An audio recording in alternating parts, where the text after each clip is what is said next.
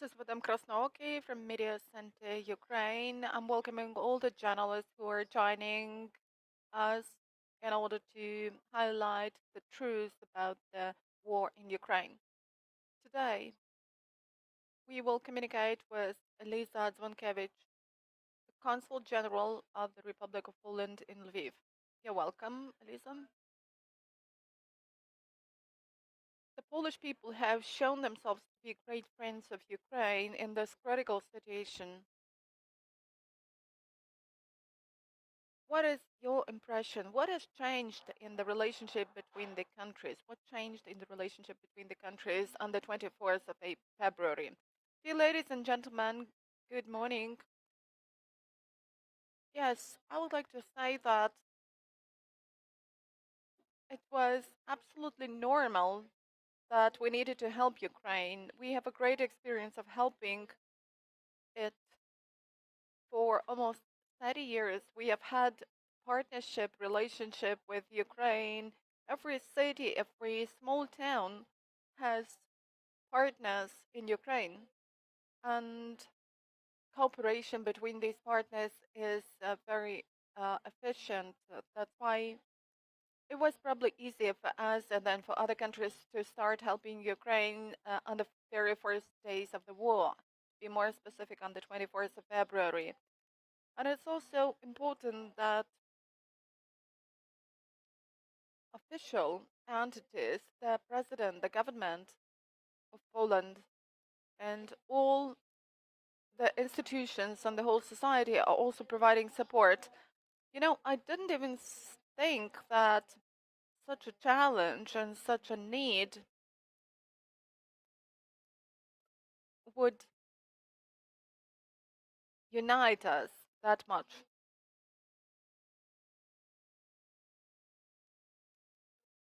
Our consulate remained stayed in Lviv.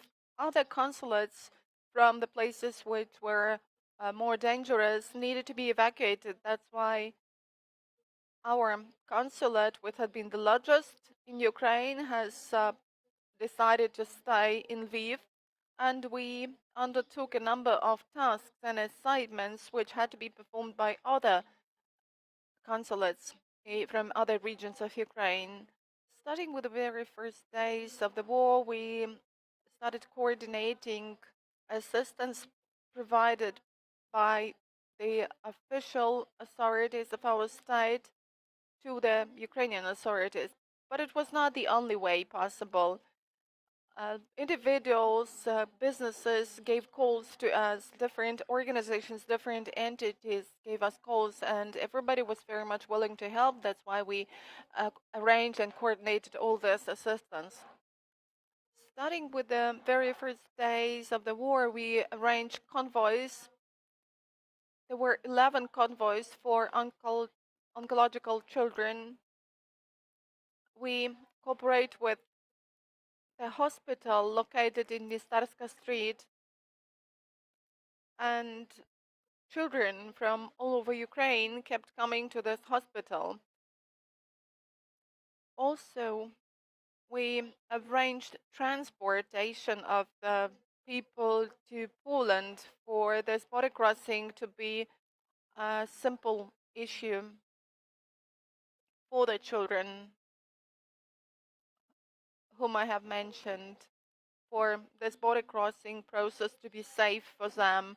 And almost 550 children have been provided assistance in this format. Of course, these were children in different conditions of gravity, but there were also children who had a really severe degree of the disease.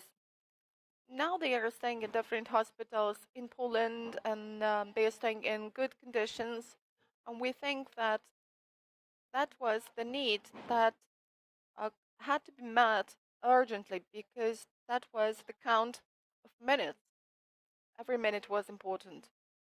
Poland is helping whenever and wherever this assistance is necessary. We help cultural institutions. We have brought a lot of equipment and fire alarm systems that, or rather, uh, mm, the fire systems that allow us to preserve cultural institutions. Also, we provided a lot of humanitarian aid because Poland has a specific portal called Pomagam Ukrainie, or I'm helping Ukraine.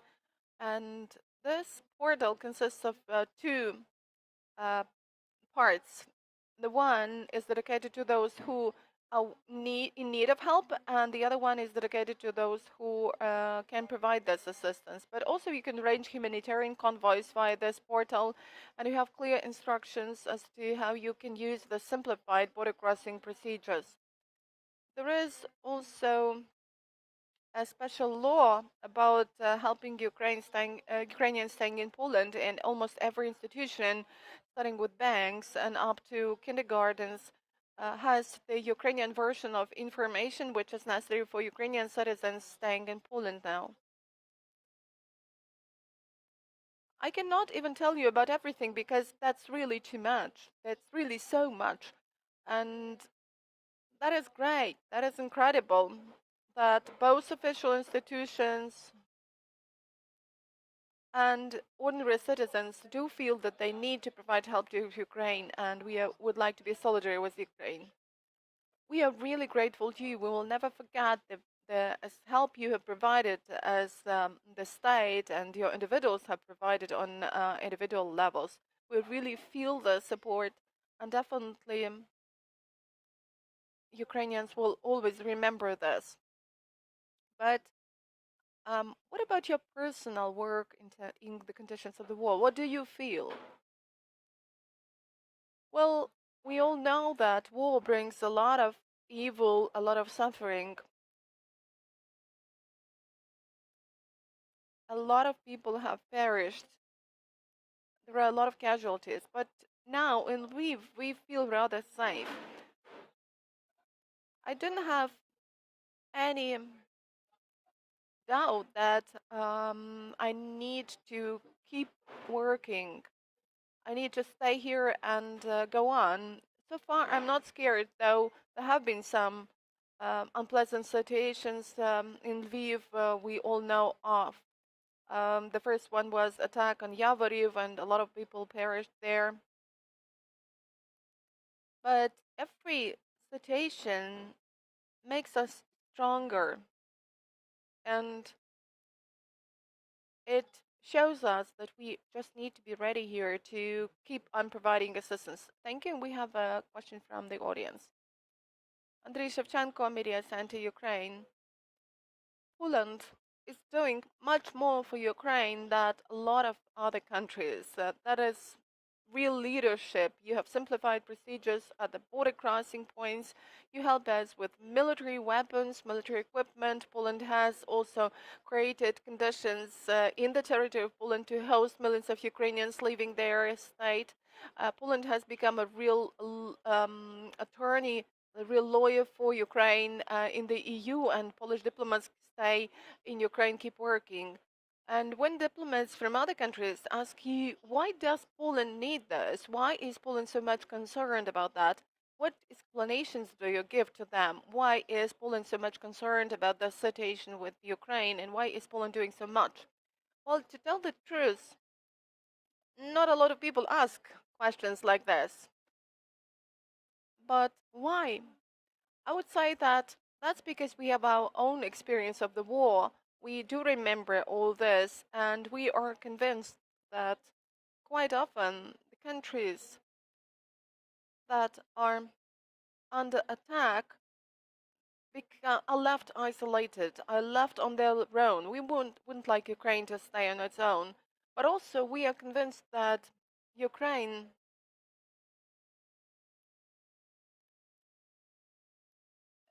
Ukraine that is fighting against the Russians. Well, this is leading the war not only for Ukraine, it's also protecting our countries, and that's really important for us. Ukrainians are real heroes for us. We respect them, and we bow low to those Ukrainian heroes. I think that It's not the case that history has not taught us anything. We just remember this trauma of war, and we wouldn't like to participate in the aggression on the side of the aggressor. We do realize that we need to fight uh, for the values. We realize that freedom and liberty are the highest values. I think that Polish people do feel this. You have mentioned a lot of types of humanitarian aid, which really keeps coming to Ukraine and to Ukrainians staying in the territory of Poland now. I've heard about obstetrics assistance. Could you tell more about this? Yes, there is a very interesting and bottom to top initiative of creating packages for pregnant women who are expecting their babies and who are staying in complicated conditions in the places which are in the hotspots now, which are the most dangerous areas now. So Polish obstetricians, with the fund of breast milk, have prepared the packages which also contain the necessary instructions for what a woman should do for the baby delivery to be as safe as possible. The package contains some nutrition for the first day of the baby's after the baby is born, and actually there are two different types of packages. The package for the people who are not obstetricians but who can help in the situation when a baby is delivered prematurely.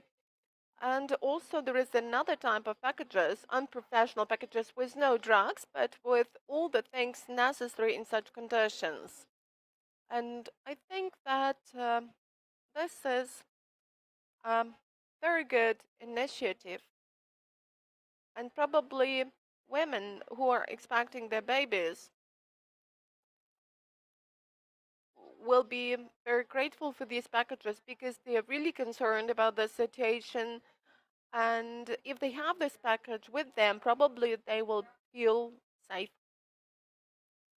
Mrs. Consul, please could you provide some more detailed information about the assistance of Poland in terms of the preservation of Ukrainian cultural heritage? The Republic of Poland has initiated a special program coordinated by the People's Institute of Heritage, Narodowy Instytut Dziedzictwa in Poland. And we have a database, an information base through which you can donate money, you can tell about the needs. And we also brought to Ukraine a lot of equipment to provide these cultural institutions, which are Ukraine's legacy heritage, which are and the objects which are staying in the museums and cultural institutions to make them safe. And our Minister of Culture will probably visit Ukraine in the nearest days, and he will also speak about that, and he will also collect the demand in order to know what else we could bring into Ukraine besides these fire protection systems and other things. And we have also created conditions for the cultural actors who have left Ukraine and have gone to Poland. They have different probation opportunities, exhibition opportunities. A lot of initiatives have been prepared by our cultural milieu for these cultural actors who have left Ukraine. As far as you know, what is the situation on the Ukrainian-Polish border now? What is the dynamics of border crossing? In particular, do people keep fleeing from Ukraine in masses? Or probably you can see some dynamics that people are already actively getting back to Ukraine. There have been some days recently that when there were more people going back than leaving Ukraine. But borders are all the time open for Ukrainians, even for those ones who didn't have passports or didn't have some documents. Every document that confirmed the person's identity was accepted. it was enough for the person to cross the border. Now we go to Poland very often to bring different things from Poland that people need here. And I can see that there are no queues, but all the time some buses keep coming and women with children or elderly people cross the border and go to Poland. Mainly some people from the east of Ukraine come by those buses because, you know, at the beginning there was a total mixture because people were afraid.